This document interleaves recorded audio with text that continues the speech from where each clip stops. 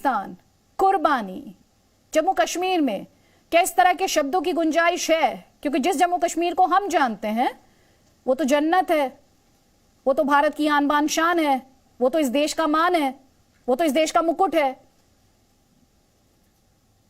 बिल्कुल आदित्य, देश का मुकुट, जहां तक आपका क्या का सवाल, बहुत अच्छी बात है अगर आप अभी भी हमें मुकुट समझते हैं, क्योंकि अगर मुकुट हम हैं तो हमारे जो सेंटिमेंट्स हैं, हमारे जो राइट्स हैं, उनका भी ख्याल करना आपको बहुत जरूरी है। मुकुट को सर पर रखने के लिए उसकी वो हर कोई शोभा भी आपने बढ़ानी है, हर कोई चीज आपने देखनी है कि अगर मैंने इस लायक इसको रखा है, क्या मैं इस चीज को आगे बढ़ाऊं कि नहीं।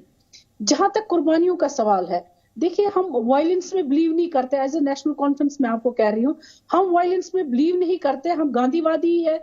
और हम चाहते हैं कि जो गांधी जी ने हमें संदेश दिया वायलेंस के नाम पर, यह कहा कि हमें वायलेंस नहीं करनी चाहिए बल्कि हमें नॉन वायलेंस का रास्ता लेना चाहिए, हम बिल्कुल वही रास्ता लेकर, जिस तरीके से फार्मर्स ने अपने प्रोटेस्ट रखे, अपनी बातें रखी, हम चाहते हैं कि अगर हमारे राइट्स जो 5 अगस्त 2019 को वायलेट हो गए, जो इन्फ्रिंज हो गए, उन चीजों की तरफ भी ध्यान दे। सेंटर ने हमें छीना पार्लियामेंट की शक्ल में, तो वो हमारे जज्बातों को समझे। किन राइट्स की बात आप कर रही हैं मैम? किन राइट्स की बात आप कर रही हैं? किन राइट्स की आप बात कर रही हैं जो छिन गए आपके? देखिए, हर कोई राइट जो हमारा इंस्ट्रूमेंट ऑफ एसेशन से जुड़ा हुआ है, हर कोई राइट, हमारी पोजीशन स्पेशल हमें दी गई थी ये समझ करके ये एक प्रिंसली स्टेट है। जब हमने कहा कि हम इंटीग्रेट होते हैं डोमेन ऑफ इंडिया के साथ, तो वहां पर हमारे स्पेशल राइट्स हमें 370 की शक्ल में दिए गए, 35A की शक्ल में दिए, जिसमें जमानत दे दी गई हमारे लैंड्स को लेकर, हमारे जॉब्स को लेकर, हमारे कॉन्स्टिट्यूशन को लेकर, हमारे फ्लैग को लेकर। ये कोई इंपोर्ट करके कोई बाहर वाली कंट्री से नहीं आया था। आपके क्रिटिक्स ने तो ये कहा कि 370 से आप जम्मू कश्मीर के जो बाशिंदे हैं वो तो कहीं भी जा सकते हैं मैम, कहीं भी जॉब कर सकते हैं, कहीं पे बैरियर है क्या उनके लिए? तो जम्मू कश्मीर अगर इस देश का मुकुट है और इस देश का मान सम्मान है मैम, तो दूसरे हिंदुस्तानियों को भी वो आजादी होनी चाहिए मैम। आप तो भेदभाव को बरकरार रखने की बात करिए, जो बात आप मुझसे कर रही हैं इस डिस्कशन में।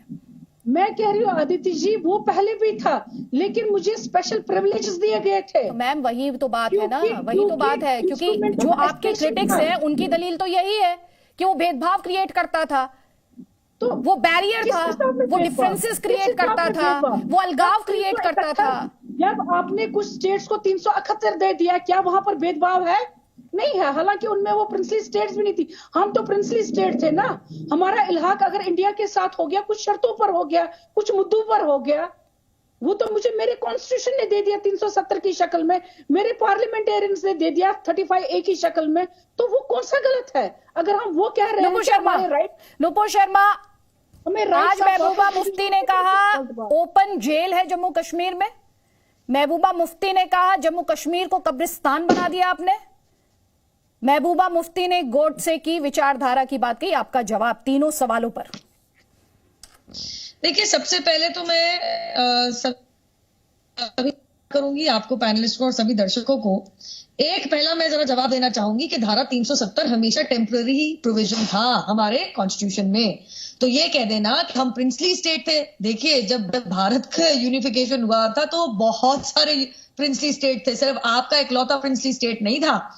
और ये कह देना कि धारा 370 एक परमानेंसी के साथ आया है, तो मेरे ख्याल से you need to go back, read history books as to how the Indian constitution was formulated. Article 370 was always since its very inception, जब से धारा 370 हमारे संविधान का भाग बना है, वो हमेशा से एक टेम्पररी प्रोविजन की तरह आया था ना। बहुत जरूरी है आपका ये समझना कि जो लोग आज रीति जी ये कह रहे हैं कि कब्रिस्तान बन गया है, कब्रिस्तान किसका बना है? कब्रिस्तान कुछ लोगों की राजनीतिक दुकानों का बना है। जो लोग, अब मैं आपको साफ बता दूं तो अदिति जी, महबूबा मुफ्ती जी जो ये सब बयान देती आ रही है, जो ये धरने प्रदर्शन करने पे तुली आई है, वो इसलिए है क्योंकि 3 आतंकवादी मार गिराए हैं हमारे जवानों ने और सैनिकों ने। उनको इसी चीज की तकलीफ है कि आतंकवादियों को मारा कैसे, जिनमें से 2 पुलवामा से थे और 1 श्रीनगर से थे, और ये आरटीएफ से ताल्लुक रखते हैं, रेजिस्टेंस फोर्स TRF से ताल्लुक रखते हैं, और इसीलिए इनको एक तकलीफ है। जो लोग अपनी राजनीति करने के लिए ये बयान देते हैं अदिति जी कि अगर आप ज्यादा प्रेशर डालेंगे तो नौजवान तो पत्थर और बंदूक उठाएगा ही, और इसको एक तरीके से सही साबित करने की भी कोशिश करते हैं अपने सार्वजनिक टिप्पणियों में। आप उनसे और क्या अपेक्षा रखती है? अगर मैं दोबारा दोहराऊं, किसी चीज का कब्रिस्तान बना है और कुछ ऐसी कब्र खुदी है, तो इनकी इस विचारधारा की और इनकी इस राष्ट्र विरोधी राजनीति की, और मैम आप राष्ट्र विरोधी राजनीति आप कह रही हैं। अच्छा, आपने ये वर्ड यूज किया, राष्ट्र विरोधी राजनीति आपने कहा। अगर ये राष्ट्र विरोधी बयान है तो आपने एक्शन क्यों नहीं लिया? इनके खिलाफ तमाम एक्शन लिए गए। अदिति, आप याद कीजिएगा, पिछले साल इन्होंने हमारे तिरंगे झंडे के लिए क्या कहा था? ये हाउस अरेस्ट में ली गई थी। उस टाइम पे इन्होंने तिरंगे झंडे के लिए कहा था कि तिरंगा झंडा हम तब तक नहीं उठाएंगे जब तक हमारे को हमारे अपने कश्मीर का झंडा उठाने की इजाजत नहीं मिलती। हमारे को हमारा झंडा वापस दिया जाए, 370 धारा का जो एब्रोगेशन है वो वापस लिया जाए। आज ये आपने बिल्कुल सही उचित सवाल पूछा इनसे, मोहतरमा से। आपने जब ये कहा कि आप लोगों को तो पूरी छूट है, देश में विदेश में कहीं भी जाके अपना घर बसाइए। अब धारा 370 और 35A के एब्रोगेशन से क्या हुआ है कि देश विदेश से बाहर लोगों से उद्योग के नहीं, मैं उसी पॉइंट पे वापस आऊंगी। अभी आपने कहा ये राष्ट्र विरोधी राजनीति करते हैं, जाके कर सकता है। सवाल आपसे भी है, राष्ट्र विरोधी राजनीति करते हैं, राष्ट्र विरोधी सर्टिफिकेट इनको देने की जिम्मेदारी किसकी है? आप जाइए कोर्ट में, आप तो लॉयर हैं खुद, आप मुझसे ज्यादा बेहतर समझती हैं। क्यों ये राष्ट्र विरोधी, ये देशद्रोही हैं, ये ऐसा करते हैं, ये सिर्फ डिस्कशंस में ही क्यों सीमित रह जाता है? अगर लीगली इन पर केसेस बनते हैं, आप जाइए, आप कोर्ट में जाइए, आप वहां से इन्हें डिक्लेयर कराइए। ये सिर्फ ये आपने एक्शन लिया महबूबा मुफ्ती के खिलाफ। अगर आप ये कह रही हैं कि राष्ट्र विरोधी बयान थे, एक सेकंड, एक कमेंट में लेना चाहती हूँ, रफी साहब का कमेंट ले लेती हूँ, नुपुर में वापस आपको फ्लोर दूंगी। रफी अहमद मीर, जम्मू कश्मीर कब्रिस्तान है?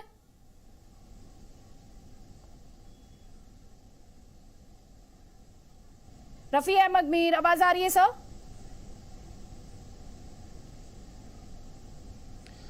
आवाज आ रही है, ऑडियो बहुत कमजोर, मैं सुन नहीं पा रहा हूं, आप रिपीट करिए। जम्मू कश्मीर कब्रिस्तान है जैसा कि महबूबा मुफ्ती कह रही हैं? ऑडियो क्लियर नहीं है, आप रिपीट करिए अगर आप मुझसे पूछ रहे हैं तो। रफी साहब, आप इसे पूछ रही हूं, जम्मू कश्मीर कब्रिस्तान है जैसा महबूबा मुफ्ती कह रही हैं?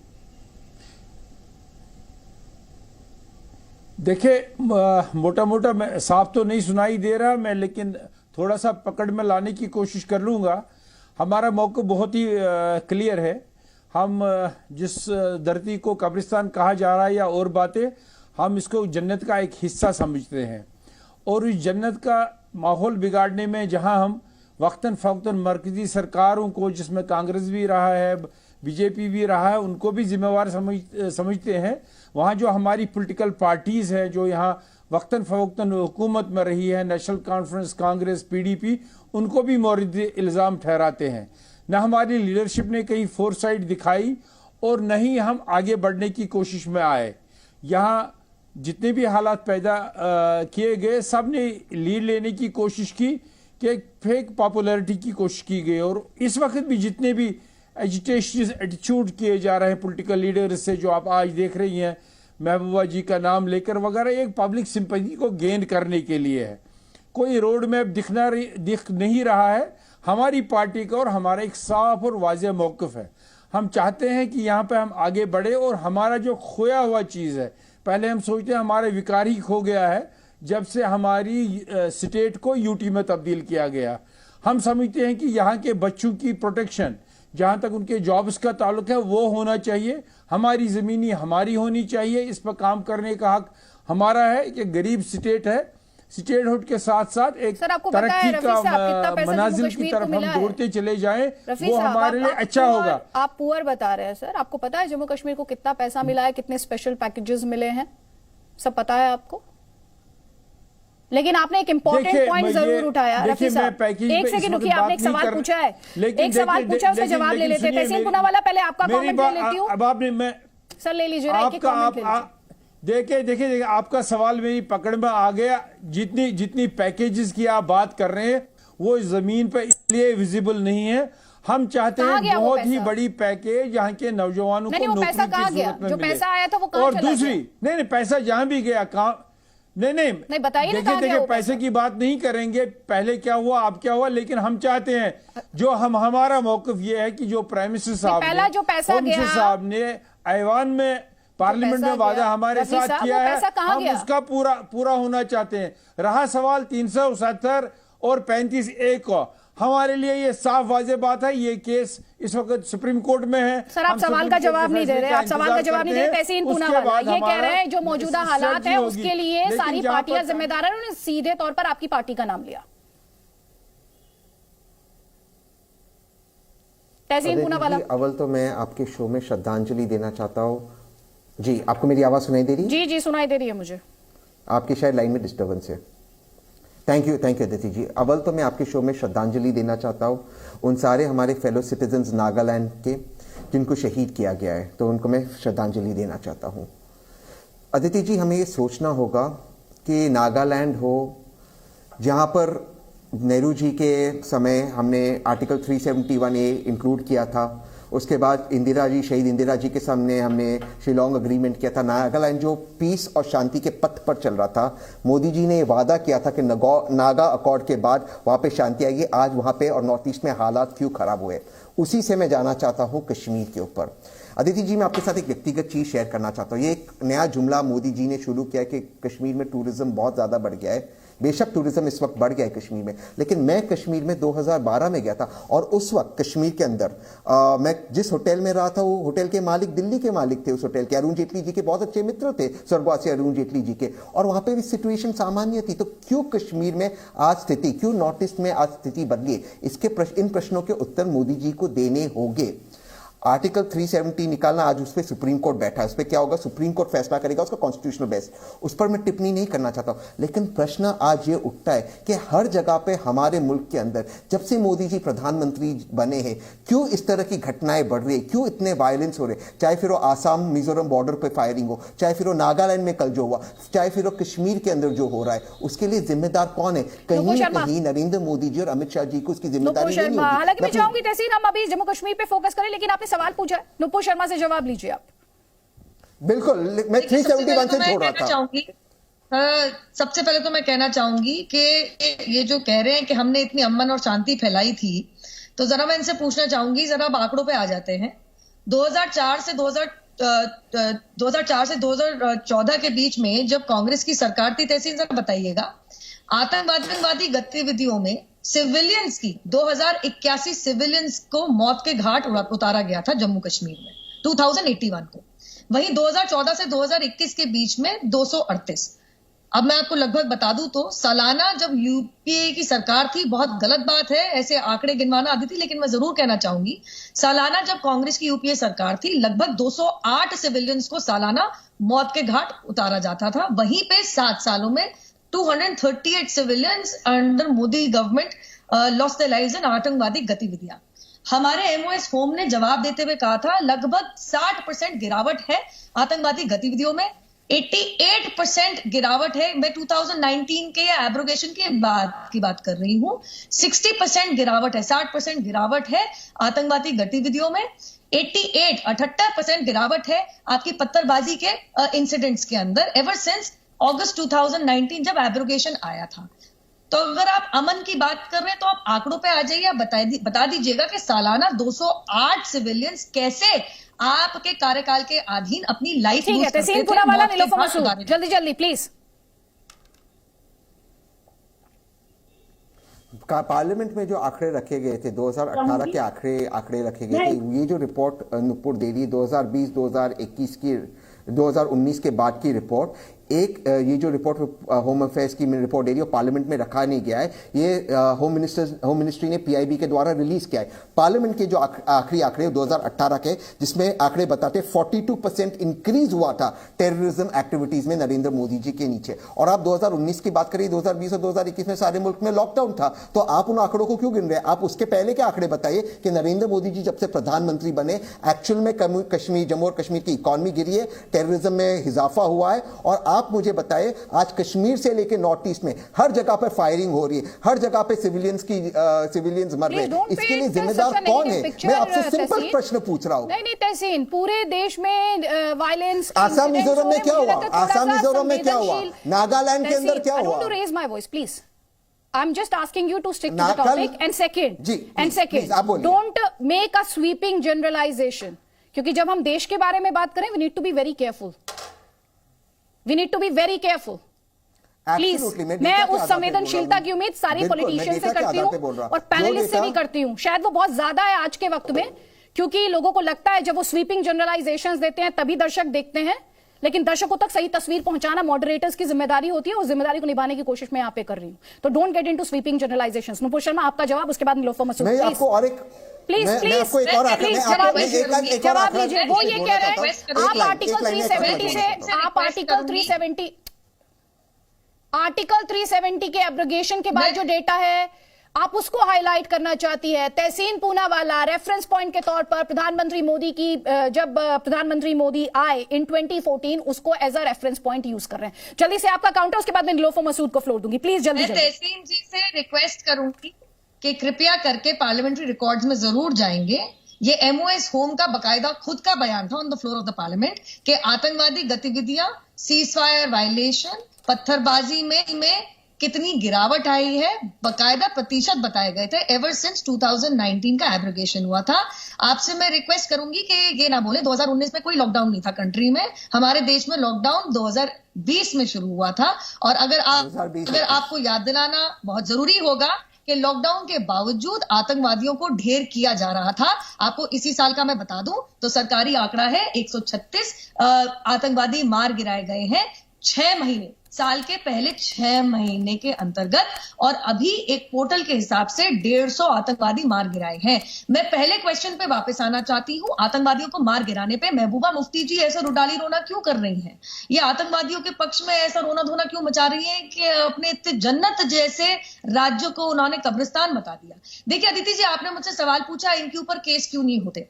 आज चाहे वो रोशनी एक्ट का जो स्कैम हो वो हो, चाहे वो ईडी के द्वारा महबूबा जी की माताश्री हो या उनके खुद के भाई हो जिनसे पूछताछ चल रही हो, चाहे वो बिहार के अंदर मुजफ्फरपुर के अंदर इनके खिलाफ देशद्रोह का मामला दर्ज हो जाए और कोर्ट तक पहुंच जाए वो हो, इनके खिलाफ हर तरीके के मुकदमे दर्ज भी हैं, कोर्ट में चल भी रहे हैं। तो ये कहना सही नहीं होगा कि इनके खिलाफ कार्रवाई क्यों नहीं हो रही, क्योंकि इनके खिलाफ देशद्रोह के मामले भी दर्ज हो चुके हैं और केवल एक जगह नहीं, देश में तमाम अदालतों के सामने। मैं आगे ये भी बताना चाहूंगी कि महबूबा मुफ्ती जी और साथ में गुपकर अलायंस की ये पूरी राजनीति है जिसकी असल में कबर खुदी है। इसलिए आतंकवादियों के लिए आज इनके ये आंसू निकले हैं। इसीलिए इनकी तरफ से जो मोहतरमा बोल रही है वो कह रही है कि हिंसा नहीं होनी चाहिए, चाहे आतंकवादी आम जनता के ऊपर कितनी भी हिंसा करती फिरे। ठीक है, आपने कहा कि उनके खिलाफ केसेस दर्ज हैं, तो उस पर पीडीपी का स्टैंड लगातार ये रहा है कि उनको टारगेट किया जा रहा है। अभी आपने उनकी माताजी का जिक्र किया और उस पर भी पीडीपी का स्टैंड ये है कि उनकी माताजी तक को विक्टिमाइज किया जा रहा है, उनको टारगेट किया जा रहा है। निलोफर मसूद, नुपुर शर्मा ये कह रही हैं कि ये गुपकर की कब्र है जिस पर महबूबा मुफ्ती को तकलीफ हो रही है। देखिए, पहले ही मैं नुपुर जी को ऑब्जेक्ट करना चाहूंगी। वो अभी कह रहे थे जो अनुच्छेद 370 है ये टेम्परेरी था, चूंकि टेम्परेरी था, कभी परमानेंट नहीं बना, तो इस वजह से इसको खत्म कर दिया गया। अगर ये हिस्ट्री की तरफ जाएंगी तो इनको पता होना चाहिए कि ये कॉन्स्टिट्यूंट असेंबली जो उस वक्त की थी, जो डिसॉल्व हो गई 26 जनवरी 1957 को, उन्हीं के इख्तियार में था वो इसको परमानेंट बनाए, वो इसको रखे या वो उसको खत्म करे। चूंकि वो डिसॉल्व हो गई, इसको खत्म करने के बगैर ही हमारे सुप्रीम कोर्ट ने, अगर इनको याद होगा, 3 जजमेंट्स दे दी है इस पर, जिसमें उन्होंने ये कहा it has attained the permanency. So इसमें कोई जरूरत नहीं है कि आप इसको अभी भी ये कहें कि ये परमानेंट है। अगर सुप्रीम कोर्ट या माननीय सुप्रीम कोर्ट का आदर इनको करना चाहिए, इनको ये नहीं कहना चाहिए गलत सामने कि ये टेम्परेरी था। टेम्परेरी बिल्कुल नहीं था, ये परमानेंसी था संतोष कुमारी के केस में, नंबर 1। नंबर 2, संपत प्रकाश के केस में भी ये कहा गया। दूसरी चीज, इन्होंने कहा यहाँ एनकाउंटर्स होते हैं, एनकाउंटर्स यहाँ होते हैं। एक सवाल यह उठता है, यहाँ पर क्या फेक एनकाउंटर्स रिसेंटली आपने देखा नहीं हुए?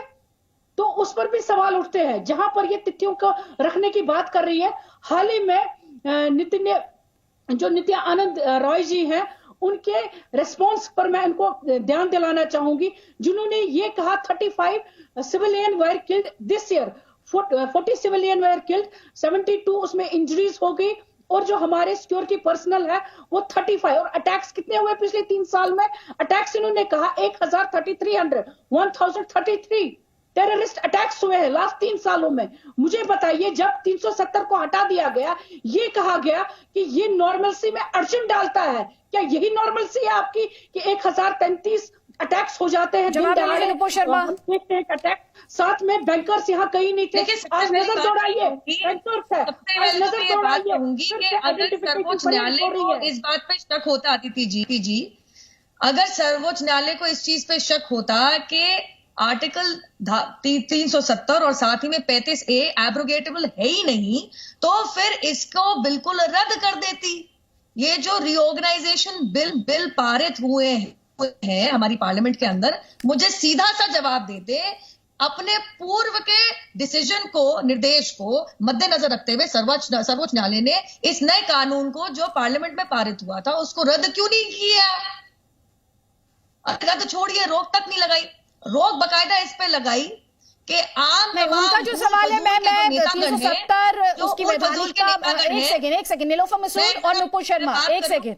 मैं 370 पे 370 अब सुप्रीम कोर्ट के पास है मैम, प्लीज बिल्कुल उसको सुप्रीम कोर्ट को डिसाइड करने दीजिए मैम। लेकिन नुपुर जी उन्होंने सवाल पूछा, उन्होंने कहा 370। मैम सुन लीजिए ना प्लीज मैम, प्लीज शोर नहीं चाहिए मुझे। जो कश्मीरी भी आज देख रहा, उसे भी क्लैरिटी मिले, उसे भी आज क्लैरिटी मिले, उसे भी क्लैरिटी मिले। मैं उसको सुनने दीजिए ना, उसको जवाब भी सुनने दीजिए, उसको सवाल भी सुनने दीजिए। जब आप लोग चिल्लाने लग जाते हैं, कुछ समझ नहीं आता। एक सेकंड, उनका जो पॉइंट था नुपुर शर्मा, वो ये था, जब आपने कहा 370 के बाद वायलेंस खत्म हो जाएगा, तो उन्होंने कहा ये टेरर इंसिडेंट्स कैसे हो गए? उनका सवाल ये, इस पर जवाब दीजिए। टेरर इंसिडेंट्स तो इसलिए हुए हैं क्योंकि जो बड़े बड़े आतंकवादी संगठन हैं उनको बिल्कुल खत्म होने की कागार पे लाके छोड़ दिया है। आप ये भी समझ जाइए अदिति जी, रेजिस्टेंस फ्रंट जैसे जो आउटफिट्स हैं वो इसलिए बने हैं ताकि वो एक दूसरा फेस बना के अपनी आतंकवादी गतिविधियों को किसी तरीके से कैरी ऑन करें। मैं आपको इतना बताती हूँ, इनकाउंटर्स इसलिए बड़े हैं। मैं अपनी बात पूरी करती हूँ, अगर मैं कहीं गलत बोल रही हूँ तो अपने समय पे बोले ना, मुझे अपने समय पे करेक्ट करें। क्यों इतनी उतावली हो रही है? अगर नहीं, आप जवाब दीजिए। एक सेकंड मैम, एक सेकंड नुपुर, एक सेकंड दे दीजिए मुझे please, just give me a few seconds. Nilofar ma'am, या तो सवाल मत पूछिए, अब सवाल पूछनी है तो जवाब भी सुनिए प्लीज मैम। ये डिस्कशन मैंने आपके या अपने लिए नहीं रखा है मैम, ये उन कश्मीरियों के लिए भी रखा है जो इस वक्त जी न्यूज को देख रहे होंगे, उन्हें कम से कम क्लैरिटी मिले। जी साफ सी बात है, सुरक्षा बलों के ऑपरेशन में लगभग 60% की वृद्धि हुई है, जिसके चलते 22% लोगों ने आतंक का रास्ता भी छोड़ा है। साथ ही मैं आपको बता दूं तो 370 धारा के एब्रोगेशन के बाद, जिसमें दोबारा कहूंगी ना खारिज हुई है, ना रद्द हुई है, ना रोक लगी है, सर्वोच्च न्यायालय ने इनफैक्ट इस पर रोक लगाई थी कि उल फजूल के नेतागण जो राजनीति करना चाह रहे हैं जम्मू कश्मीर का इस्तेमाल करके और वहां पे माहौल बिगाड़ना चाह रहे हैं, उनके जाने पे जरूर रोक लगाई थी सर्वोच्च न्यायालय। मैं इतना भी याद दिला दूं आपको, उसी के बाद के एब्रोगेशन के बाद मैं इतना बता दूं कि लगभग 73% आप हमारे जवानों की शहादत के ऊपर कमी आई है जब से धारा 370 एब्रोगेशन हुई है। और आम नागरिकों के ऊपर जो हिंसक अटैक करते थे या आतंकवादी गतिविधियां, उसमें लगभग 50% गिरावट आई है। तो हाँ, अगर इनको तकलीफ ये है कि इनकाउंटर क्यों बढ़े, देखिए अगर आप आतंक का साथ दोगे, आतंकवादी बनोगे, तो आपके खिलाफ इनकाउंटर भी बढ़ेगा। लगभग मैंने आपको जैसे बताया 60% इसके अंदर वृद्धि आई है। सुरक्षा बल इनकाउंटर करके आतंकवादियों को खत्म तो करेंगे ही। ठीक है, तहसीन पूनावाला जल्दी से, एक आप हाथ उठा रहे थे और रफी अहमद मीर हाथ उठा रहे थे। पहले तहसीन पूनावाला, उसके बाद रफी साहब, आप जल्दी प्लीज। संपत प्रकाश जजमेंट और Premnath Kaul judgment Supreme Court का आर्टिकल 370 को लेकर आप पढ़ ले, क्या था उस वक्त का सुप्रीम कोर्ट का जजमेंट। लेकिन मैं उस डिस्कशन में जाना नहीं चाहता हूँ। मैं आज इस बात पे आना चाहता हूँ कि हमारे पूरे मुल्क के अंदर, कश्मीर से लेके बाकी हिस्सों के अंदर जो शांति बननी चाहिए वो आज क्यों नहीं बन रही है। आज कहीं ना कहीं आप कह रहे हो कि जो आतंकवादी घटनाएं वो घट रही है, लेकिन वो सच्चाई नहीं, वो हकीकत नहीं है। आप देख, और आप जिसको कह रहे हो कि एनकाउंटर हो रहा है, वहां पर एक्चुअल में किस पर गोलियां चलाई जा रही है, इन सब की हमें विस्तार से हमें इन पर बात करनी चाहिए। अगर कुछ लोग वहां खड़े के, हमें जो कश्मीर में कुछ दिन पहले हुआ, वो ठंड में बैठे हुए, मैं बता रहा हूं, कुछ दिन पहले कश्मीर के अंदर जो लोग बाहर बैठे हुए थे वो कह रहे थे कि हमें जो एनकाउंटर हुआ उसकी अब इंक्वायरी हो रही, भारत सरकार इंक्वायरी करा रही, जिन पे गलती से गोली चली, वो बच्चे बाहर रुके थे अपनी बॉडीज लेने के लिए, वो क्या आतंकवादी थे? 5,580, मेरे फिगर नहीं, भारत सरकार की फिगर है। 2021 में कश्मीर से पाकिस्तान से घुसपैठ करने की कोशिश हुई है और इसमें इजाफा हुआ है। नोटबंदी से लेकर 370 हटाने तक ये वादा हमें मोदी जी ने किया था कि पाकिस्तान से आतंकवादी घटनाएं कम हो जाएगी। जो 2019 में जो 14 फरवरी को घटना हुई वो कहां से हुई? जो पुलवामा की घटना हुई। नहीं तहसीन, मैं बाकी सवालों के जवाब लूंगी, लेकिन एक सवाल मेरा आपसे है। आपने कहा पाकिस्तान से घुसपैठ की कोशिश हुई, पाकिस्तान के नेफेरियस डिजाइन्स को घुसपैठ की कोशिश हुई। अब पाकिस्तान को तो आप कंट्रोल नहीं करेंगे, आप तो अपनी टेरिटरी को कंट्रोल करेंगे ना। पाकिस्तान को आप कह रहे हैं कि घुसपैठ की कोशिश हुई, उसके लिए भी मोदी सरकार जिम्मेदार है। लेकिन 2140 सीजफायर वायलेशन हुए पाकिस्तान की तरफ से। तो जब मोदी जी ने 2016 में नोटबंदी की और 5 अगस्त 2019 में 370 हटाया, तब दोनों इस साल में तब उन्होंने कहा पाकिस्तान की तरफ से हुआ। नहीं, सीजफायर को स्ट्रिक्टली फॉलो नहीं किया गया आपके हिसाब से। Just check your number please.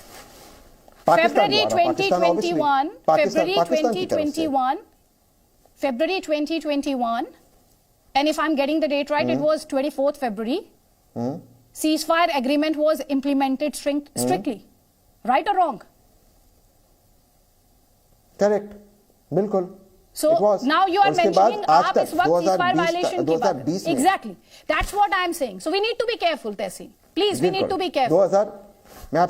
मैं आपसे बता रहा हूँ, सीजफायर वायलेशन 2140 से बढ़कर 5,133 हुए या नहीं हुए? तो जब 2021 की बात कर रहे थे सीन, आज आप सवाल मैं आपसे इत्तेफाक रख रहा हूं उस डेट्स पर। मैं आज सवाल इसलिए पूछ रहा हूं क्योंकि 2016 में हमें यह कहा गया था कि नोटबंदी के बाद ये खत्म होगा, 2019 में हमें कहा गया था 370 के बाद ये खत्म होगा। आज इस अग्रीमेंट के बाद आप कह रहे हो कि खत्म होगा। सवाल ये है कि मोदी जी हर बार गोल पोस्ट क्यों चेंज करते? प्रश्न ये है। चेंज करते, गोल पोस्ट आप भी चेंज कर रहे थे तहसीन, क्योंकि थोड़ी देर पहले रफी अहमद मीर ने यह कहा कि जो मौजूदा हालात हैं उसके लिए जिन पॉलिटिकल पार्टीज ने वहां पर शासन किया वो उसके लिए पूरे तरीके से जिम्मेदार है। उन्होंने ये भी कहा कि पैसा कहा गया मैं बताना नहीं चाहता हूं, उनकी जो भी मजबूरियां रही हो, राजनीतिक मजबूरियां रही हो, जो भी मजबूरियां रही हो, पैसा वहां आया कैसे परिवारों के हाथ में रहा, ये आरोप भी लगातार वहां के सियासतदान पर लगे। उन सब सवालों को लेकर आपकी भी अकाउंटेबिलिटी है, आपका विपक्ष है, आपका काम सरकार से सवाल पूछना है, लेकिन आप अपनी जिम्मेदारी से नहीं भाग सकते। अगर आज आप 2016 की बात कर रहे हैं तो जो सवाल रफी अहमद मीर ने उठाया उस सवाल का जवाब भी आपको देना पड़ेगा। लेकिन पहले एक और सवाल ले लीजिए। रफी अहमद मीर साहब, क्या आप एक पॉइंट रखना चाह रहे थे, लेकिन रफी अहमद मीर साहब, ये जो पॉलिटिक्स है, चाहे वो फारूक अब्दुल्ला साहब की पॉलिटिक्स हो, मैं ये बताना चाहता हूँ, बिल्कुल 370 और 35A को लेकर मुझे लगता कोई बहस की गुंजाइश नहीं है जब तक ये कोर्ट में डिसाइड नहीं होता है, उसके बाद इस पर बात की जा सकती है। लेकिन मामला, एक तो मैंने जो आरोप रखा मैं उस पर पूरा स्ट्रंग से बात कर रहा हूं, लेकिन दिल्ली की सरकारों और हम में भी काफी ट्रस्ट डेफिसिट है। 1953 में जब यहाँ के प्राइम मिनिस्टर को नजरबंद किया गया, शेख मोहम्मद अब्दुल्ला को, वो उसी वक्त हमारे हिसाब से कांग्रेस ने 370 को खत्म किया था। और मैं इस वक्त पीडीपी से यह पूछना चाहता हूं, जब 1984 में फारूक अब्दुल्ला को अनडेमोक्रेटिकली गिराया गया, क्या वो उस वक्त 370 का फिडल नहीं किया था आपने गवर्नर के जरिए से? इसलिए हमारी ही सरकारें इसमें जिम्मेवार थी दिल्ली से मिलकर। तो ये ट्रस्ट डेफिसिट इस वक्त बेहतरीन मौका है, अगर गवर्नमेंट ऑफ इंडिया सचमुच चाहती है दिल की दूरी और दिल्ली की दूरी की बात करना, तो ये ट्रस्ट डेफिसिट हटाया जाए और जो वादे हमसे किए गए हैं वो पूरे किए जाए। हमें अपनी सरकार बनाने का मौका दिया जाए, अच्छी सरकार दी जाए, नौजवानों की नौकरियों और जमीनों का तहफ्फुज़ हो, एक अच्छा माहौल बनेगा और ये कब्रिस्तान से निकलकर वो जन्नत जो था वो जन्नत बन सकता है, इसमें कोई दो राय नहीं है। और इसमें अपना पॉलिटिकल माइलेज लेने के लिए वक्त आया है कि नहीं करना चाहिए। ठीक है, ट्रस्ट डेफिसिट की बात नुपुर शर्मा ये कर रहे हैं। देखिए अदिति जी, पहले मैं जरा तहसीन जी का जवाब दूंगी। उन्होंने ये कह के कि इंक्वायरी क्यों बिठाई, बच्चे हैं, गलती हो गई। बच्चे तो बाटला हाउस एनकाउंटर वाले भी थे जिनको आपको ध्यान होगा कि वो दिल्ली उच्च न्यायालय ने आतंकवादी करार किया था, चाहे इनकी सोनिया माता जी के बहुत आंसू टपके थे उसपे कि आतंकवादी कैसे बताए, नहीं आपने भी कहा कि मुठभेड़ की बात हुई, इनकाउंटर की।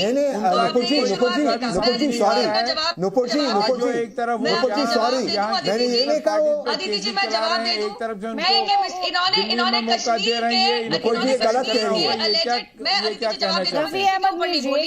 मैं किसी के ऊपर नहीं बोली, प्लीज किसी के ऊपर नहीं बोली अदिति प्लीज। इन्होंने अभी कहा मुठभेड़ को लेके अदिति जी मुझे मिसकोट कर रही है, गलती से आप मुझे मिसकोट कर रहे हैं अदिति जी, आप रिवाइंड करके सुनाइएगा। अब इन्होंने सीज़फायर वायलेशन की बात की। नहीं, एक second, now let him clarify it Nupur Sharma. Congress party, एक चीज और मैं क्लैरिफिकेशन मांग रही हूँ, एक चीज और मांग रही हूँ। कांग्रेस पार्टी की आदत हो चुकी है कि हमारे सैनिकों के ऊपर उंगली उठाना। उन्होंने सीज़फायर वायलेशन की बात करी। मैं चिनार कोर के जीओसी की न्यूज आर्टिकल लेके सामने बैठी हूं। आप अग्रीमेंट की बात कर रही थी अदिति, जीओसी को, चिनार कोर्ट के जीओसी को तो ऑफ कोर्स तहसीन और तमाम कांग्रेस पार्टी से ज्यादा पता होगा। सितंबर 2021 का उनका ये इंटरव्यू है जिसमें कह रहे no ceasefire violation along LOC in Kashmir since February agreement. ये रहा वो आर्टिकल। तो मैं पूछना चाहती हूँ तहसीन ने उसे एक्सेप्ट किया था कि कौन तहसीन ने कहा यू आर राइट। अपने कहां से डेटा लाते हैं ये? नहीं, तहसीन ने उसे एक्सेप्ट किया था। तहसीन ने उसे एक्सेप्ट किया था। When I raise that point कि सीज़फायर एग्रीमेंट को इंप्लीमेंट किया गया, स्ट्रिक्टली इंप्लीमेंट किया गया, ही अग्रीड। एक सेकंड तहसीन, आप क्लैरिफिकेशन देना चाह रहे थे, आप क्लैरिफिकेशन दे दीजिए। लेकिन उसके बाद नीलोफर मसूद, पब्लिक सिंपैथी के लिए इस तरह के स्टेटमेंट्स दिए जा रहे हैं। एक सेकंड, पहले तहसीन को क्लैरिफाई करने दीजिए, उसके बाद आप जी। मैं हाइडरपोरा एनकाउंटर के बारे में बात कर रहा था, जहां पे भारत सरकार ने इंक्वायरी बिठाई है, क्योंकि कश्मीर की जो पुलिस है, यूनियन टेरिटरी ऑफ कश्मीर की पुलिस सीधे यूनियन होम मिनिस्ट्री के नीचे आती। मैं उस एनकाउंटर की बात कर रहा था, और मैं वो नहीं कह रहा था कि वो बच्चे थे उनसे कोई गलती हुई। मैं ये कह रहा था कि वो बच्चे ठंड में बैठे थे अपने पिताजी की लाश लेने के लिए। उमर अब्दुल्ला भी प्रोटेस्ट में बैठे, महबूबा मुफ्ती भी प्रोटेस्ट में बैठी। मैं उसकी बात कर रहा था। मैं बात कर रहा था अगर हालात नॉर्मल हो गए तो इस तरह की घटनाएं क्यों हो रही? मैं वो प्रश्न आपसे पूछ रहा हूं। आप उसे चेंज करते, गोल पोस्ट चेंज कर रहे हैं। और जो अदिति जी ने कहा, मैं उसे बिल्कुल इत्तेफाक रखता हूं। नीलोफर मसूद, पब्लिक सिंपैथी के लिए इस तरह के स्टेटमेंट्स दिए जा रहे हैं और जो मौजूदा हालात है उसके लिए आपकी पार्टी भी जिम्मेदार है। जल्दी प्लीज। देखिए, कोई पार्टी जिम्मेदार नहीं है, स्पेशली हम नहीं है। लेकिन यहां पर मैं एक चीज करेक्ट करना चाहूंगी। हाल ही में हमारे एमओएस होम के जो है उन्होंने तिथे रखे सामने सीज़फायर को लेकर। 2019 में 3479 वायलेशंस, 2020 में 5133 क्रॉस बॉर्डर वायलेशंस, और आफ्टर सीज़फायर 24 फरवरी 2021 के बाद 6 सीज़फायर वायलेशंस हो गए हैं। मेरे कहने का मकसद यहां पर यह है, अगर एग्रीमेंट इंडिया और पाकिस्तान के बीच में नहीं हुआ होता तो ये सीज़फायर वायलेशंस जो 3,500 के करीब 2019 में थी, ऑलमोस्ट डबल होकर 2020 में हो गई 5,000। What is the point? 2021 की बात कीजिए ना आप, 2021 की बात कीजिए। 2021 पर आपका लाइन ऑफ आर्गुमेंट स्टैंड नहीं कर पा रहा है, तो कम टू द पॉइंट। यहाँ पर तिथे रखते हैं तो हमें सही तिथे रखने चाहिए। इसीलिए हम कहते हैं कि आपने जरूरी है नेगोशिएशन करना अपने नेबर्स के साथ। जब आपने नेगोशिएशन की तब जाकर ये 5,000 वायलेशन जो है 6 पर आ गई। इसी तरीके से जब नेगोशिएशन स्टार्ट होगी, चाहे वो चीन है, चाहे वो पाकिस्तान है, चाइना की भी हमारे यहाँ पर